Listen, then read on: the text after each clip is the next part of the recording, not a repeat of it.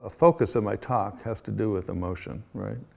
And emotion is a kind of, I think of it as the result of a miraculous calculation that we're able to do kind of automatically, and it's very complex, and it involves evaluating the extent to which my needs, goals, and values are being met or not met at this moment in interaction with the environment. It's an enormously complex evaluation. And then to generate a response by resetting multiple systems to respond to that challenge. Okay, so I think that in order to take advantage of that calculation, you have to be aware of what that feeling is, and that's a skill that needs to be developed. Okay, so I think that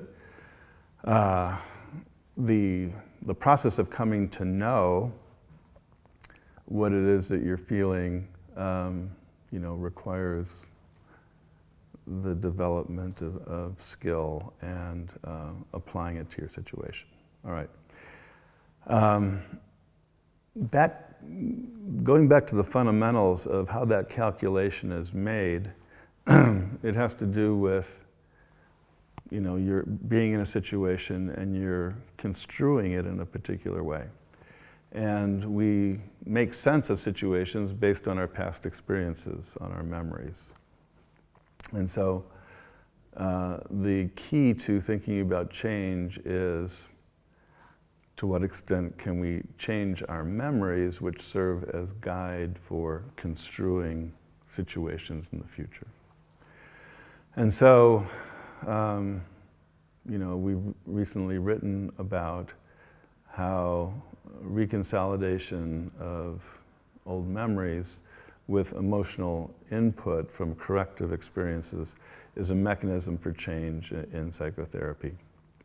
And we now understand that memories are not fixed, but they're malleable. That makes sense in that memories are not just a record of the past, they're also a guide. They serve as a guide to future behavior. So to the extent that we can optimally be adaptive to future circumstances, our memories need to be somewhat malleable. We need to be able to change them in a kind of prudent way. And in psychotherapy, the question is, how can we take advantage of that phenomenon most efficiently and effectively? So I think there's this intimate relationship between emotions and memory. We can't remember everything. We need to remember what's most important, and one of nature's important ways of helping us determine what's important to remember is to basically have the rule that if you're emotionally aroused, whatever is happening now is important. So the key is that people can talk about past experiences that were problematic for them if they can reactivate the memory and experience the old problematic feelings. If then, while the memory is in a labile state and a transformable state, you can introduce new emotional information that's corrective, that's helpful. Like, for example, if you think about something that happened to you in your past that you're quite ashamed of, and you may be reluctant to even mention it, and the therapist responds in a non-judgmental way, but in fact very caring and compassionate and even loving, that's surprising. That will update that old problematic memory, and as a result,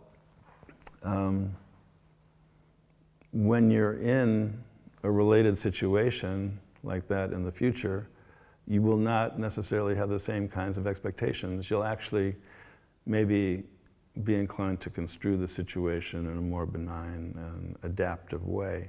And that's how, I think, if you will, implicit motives change. And because you'll construe it a little bit differently, you'll respond a little bit differently emotionally, and you'll have the ability to make different choices and have different outcomes that may be more adaptive and, help you live the kind of life that you want to live.